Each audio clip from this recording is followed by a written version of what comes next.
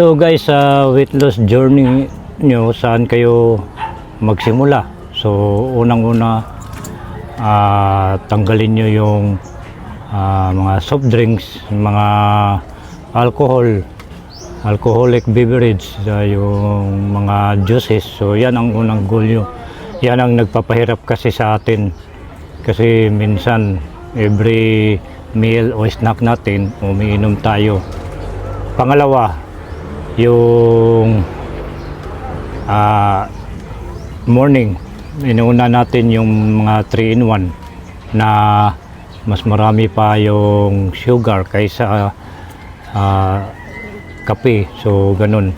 So dapat tanggalin nyo, kung uminom kayo ng kape, dapat pure at saka walang sugar. Kasi kung morning magumpisa kayo ng matatamis, so mag-trigger na yung mind nyo niya. Kapag nag-diet kayo, mag-craving kayo, so minsan hindi nyo na kaya, sasakit talaga ulo nyo.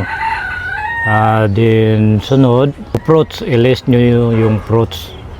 Mas maganda wag masyadong maraming fruits, kasi minsan din kapag nag-diet ka, kumain ka ng isang fruits, din ganun din, sugar mag-trigger sa mind nyo, hindi nyo kaya, so gutom kayo.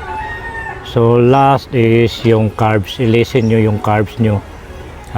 Karamihan kasi sa atin, minsan every meal 1 to 2 cups of carbs. So kung average person, makukuha lang natin ng 3 cups of rice, so minsan lagpas na tayo. So yun, yung insulin resistance, yung excess na carbs magiging fat sa katawan natin. So sa carbs lang yun. So how about yung mga protein excess?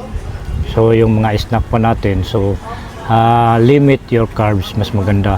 At last pala is fasting. Dapat mag-fasting na tayo para sa sarili natin.